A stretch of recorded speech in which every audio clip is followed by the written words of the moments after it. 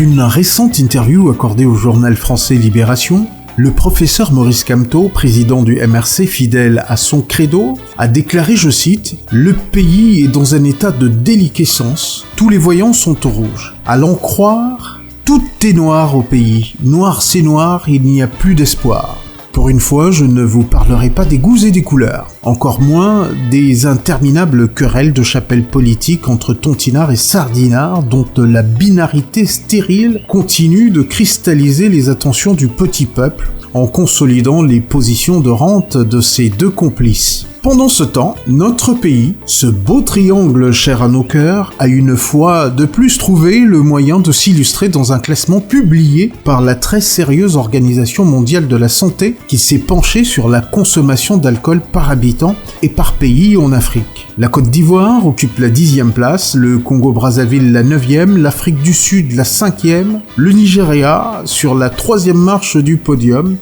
et, sans surprise, battu d'une courte tête par le Gabon leader, devinez qui ?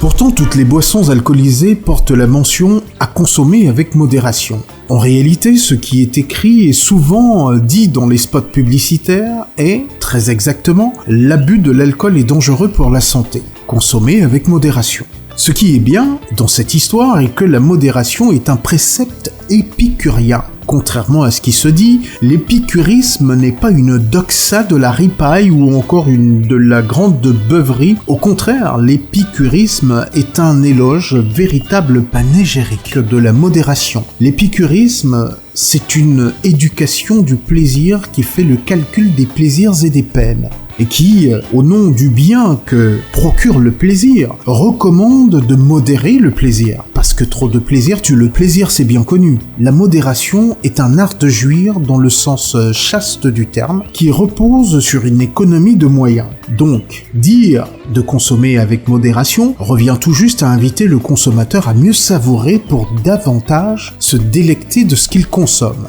Si vous n'êtes pas modéré, vous allez à coup sûr vous nuire. Les adeptes de la secte de Bacchus au Cameroun me diront, au lieu d'encourager, on menace. Au lieu de rendre aimable la modération, on la rend obligatoire. Au lieu de suggérer, on l'impose.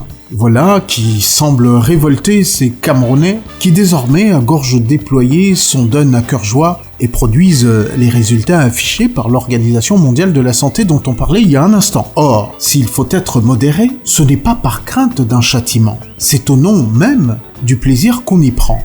La modération ne saurait être une restriction. Un grand épicurien du nom de Jean Salem, par ailleurs brillant philosophe, soutient que la modération n'est pas une police des mœurs. C'est une hygiène de vie dont l'enjeu est la conquête d'un plaisir stable.